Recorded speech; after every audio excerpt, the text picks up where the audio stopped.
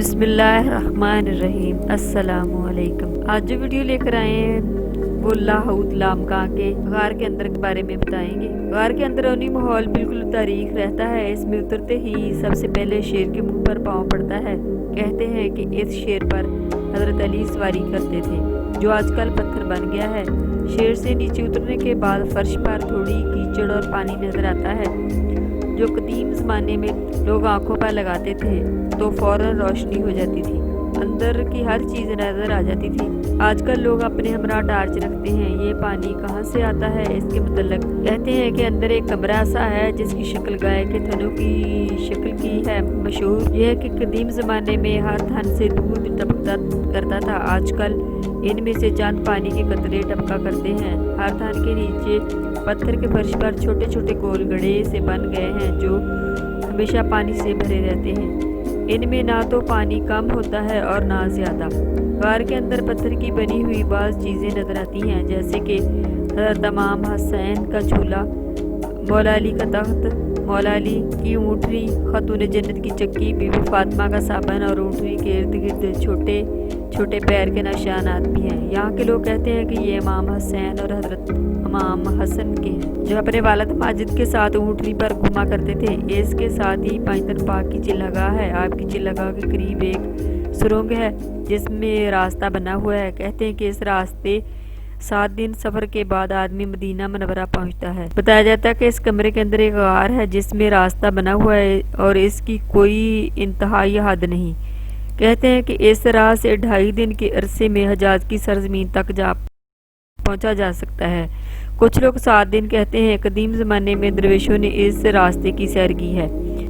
اس کمرے میں ایک تشت کا سا پتھر بھی رکھا ہوا ہے۔ کہتے ہیں کہ قدیم زمانے میں اہل اللہ میں سے 40 فقراء تیل کا ایک دانہ پیس کر سب کے شکم سیر ہوئے تھے۔ لاہوت دراصل ایک گلاس کی شکل کا نہایت تنگ اور گہرا کھڑا ہے۔ اس کے نیچے اترنا گویا ایک آتش فشاں دھانے میں اترنے کے برابر ہے۔ دونوں ہاتھوں کو پتھروں پر لٹکا کر 1 سال کے بچے کی طرح گھسٹ کر اور پھسل کر نیچے اترتا ہے۔ گو کے بعض مشکل جگہوں پر لوہے کی سیڑھیاں لگی ہوئی ہیں لیکن وہ بھی انتہائی تکلیف دہ ہیں۔ ان سیڑھیوں کے ڈنڈے سریے کے بنے ہوئے ہیں۔ زائرین کے لیے اپنے ہمراہ معمولی سامان لے کر بھی نیچے اترنا مشکل ہے۔ اوپر سے نیچے اور نیچے سے اوپر جانے والوں کی دونوں کی سروں تک ایک طویل اور گھومتی اور چکر کھاتی ہوئی لا یمن جو آہستہ آہستہ سرک رہی تھی۔ اس جگہ پر پاؤں کی معمولی سی لرزش بھی انسان کو سینکڑوں فٹ نیچے گرا سکتی ہے۔ لہذا آمنے سامنے سے آتے ہوئے لاہوتی ایک دوسرے کو معمولی سا راستہ بھی نہیں دے سکتے، اس لیے مجبوراً ایک دوسرے کے ساتھ رگڑ کھا کر گزرتے ہیں۔ اس جگہ بھی مسافر اپنے خوف کو مٹانے کے لیے جی شاہ جبل میں کے نعرے بلند کرتے ہیں۔ نعروں کی گونج سے ان کے اندر ایک نیا ولولہ پیدا ہوتا ہے اور خوف کو جھٹک کر پھر سرکنا شروع کر دیتے ہیں۔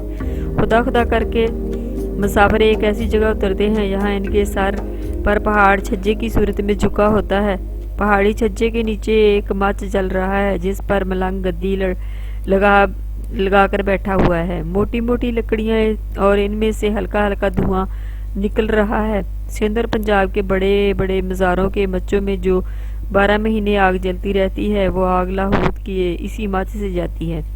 اگر خدا نخواستہ کسی کی آگ بجھ جائے تو اس دربار کے ملنگ سینکڑوں میل کا سفر پیدل کر کے دوبارہ لاہوت کے اس مچ سے آگ لے کر جاتے ہیں۔ کسی نزدیکی دربار سے انہیں لاہوتی آگ حاصل کرنے کا حکم نہیں ہے۔ پہاڑی چوٹی سے اس چھجے کے اوپر سے ہوتا ہوا ایک جھرنا مچ والے ملنگ کے بالکل سامنے 25-30 قدم کے فاصلے پر گر کر ایک عجیب منظر پیش کرتا ہے اور اوپر کافی بلندی سے پیڑ کے پہاڑ کی داڑھی کی طرح پہاڑ کی پتھریلی جڑیں چھجے کے اندر اوپر سے نیچے کی جانب لٹکی ہوئی ہیں اور متواتر پانی رس رس کر وہ جڑیں کلر کی وجہ سے سفید رنگت اختیار کر گئی ہیں۔ سفید رنگ کی یہ پتھریلی جڑیں لاہوت میں آنے والے سیاحوں کو ایک عجیب و غریب نظارہ پیش کرتی ہیں۔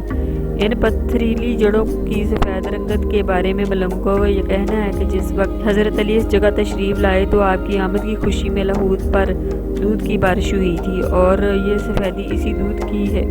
لہٰذا ان پہاڑی جڑوں پر سے ملنگ لوگ سفید پاؤڈر اکٹھا کر کے اپنے پاس رکھتے ہیں اور لاہوتیوں کے तबरक के तौर पर देते हैं, जिसे वो वापस जाकर मुख्तलिफ बीमारियों के लिए इलाज के तौर पर इस्तेमाल में लाते हैं। ऐन मुमकिन है कि इस पहाड़ में कोई ऐसी मदनी चीज हो जिसके इस्तेमाल से मरीज की वो शिफा मिल जाती हो। जायरीन बारी बारी मस्जिद के पास आकर मलंग को सलाम करते हैं, इसे नजराना और सलूट पेश करते हैं और सामने की जियारतों की जानिब मतवज्जा होते हैं। मलंग की गद्दी के बिल्कुल सामने जिस पत्थर पर झरना गिर रहा है वो पत्थर एक बहुत बड़े सांप की शक्ल का है, जिसने अपना फन ऊपर को उठाया हुआ है। इसके पीछे एक छोटा सा सांप है जिसे वो बड़े सांप की मादा बताते हैं। मलंगों का कहना है कि इस जगह इमाम हुसैन और इमाम हसन खेल रहे थे कि इन सांपों ने इन्हें डसने की कोशिश की, लिहाजा ये पत्थर के हो गए। पत्थर के सांपों और मलंग बाबा की गद्दी के दरमियान ऐन मलंग के सामने एक छोटी सी मस्जिद है। मस्जिद के ऊपर मस्जिद बाबा आदम और अम्मा हवा की तख्ती लगी हुई है। कहते हैं कि ये वो जगह है यहाँ के आसमान से बाबा आदम और अम्मा हवा पहली दफा जमीन पर आए थे। इस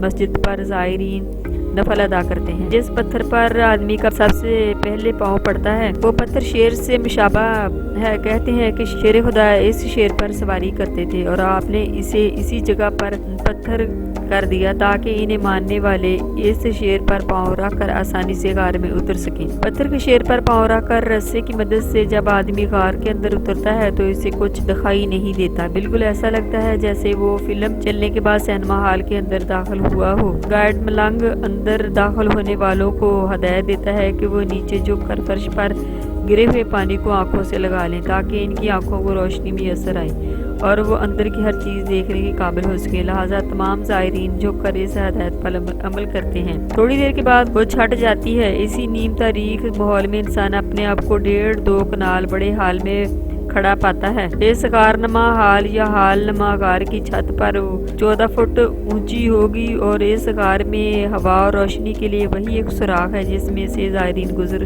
के आते हैं। गार के पत्थरों 2 कुदरती बर्तन बने हुए हैं जिनके अंदर और ऊपर गार की छत से हर वक्त पानी टपकता रहता है और यूं ये बर्तन हर वक्त पानी से भरे रहते हैं।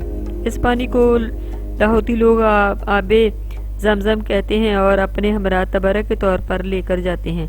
पानी पत्थर के बर्तनों से छलक कर गार के चारों तरफ फैला हुआ है जिसकी वजह से वहाँ बहुत ज्यादा फिसलन भी है। लिहाजा गार में दाखिल होते ही यही आबे जमजम झुक कर आंखों पर लगाया जाता है और मलंगों का कहना है कि कई पैदाइशी अंधे भी इस पानी को आंखों पर लगाने के बाद बिल्कुल ठीक हो चुके हैं। इस नीम तारीख माहौल में एक तो वैसे ही इंसान को गार के अंदर की हर चीज हत्ता के अपने वजूद तक अजीबोगरीब नजर आता है। दूसरे इसी जगह तक आते आते नफसियाती तौर पर ज़ाहिर की पोजीशन हो जाती है कि मलंग जिस पत्थर का जो नाम बताते हैं इसे वाकई वो पत्थर इसी शक्ल में नजर आता है। चुनाचा गार के अंदर टेढ़े मेढ़े पत्थरों की तरफ इशारा करके हमारे मलंग ने दोबारा गाड़ दी। ये देखिए जनाब, ये हजरत इमाम हसन हुसैन का झूला है, ये मौला अली का तख्त है, ये मौला अली की दलदल है, ये पंजतन पाक की चिल्लागाह है, ये मौला अली की ऊँटनी है। इस डाची पर मौला अपना तबूबत लाहूत लेकर आए थे। ये खातून जन्नत की चक्की है, यही चक्की भी फातिमा को नबी करीम सल्लल्लाहु अलैहि वसल्लम ने जहेज में दी थी। ये हजरत अली की छड़ी है, ये बीवी फातिमा का साबन है। आप इस पर हाथ लगा कर सूंघिए, आपको साबन की बू आएगी। जिस किसी के चेहरे पर कोई बीमारी हो वो इस साबन पर हाथ फेर कर चेहरे पर मार ले तो कोई निशान और बीमारी बाकी नहीं रहती। ये जनाब आप दीवार के साथ पत्थर का गोल सा पकड़ देख रहे हैं, ये क़यामत का स्तून है। ये स्तून आहिस्ता आहिस्ता छत की तरफ बढ़ रहा है। अब ये सिर्फ 1-8 फुट छत से नीचे रह गया है। जिस रोज स्तून छत पर जा लगेगा इसी रोज क़यामत आ जाएगी।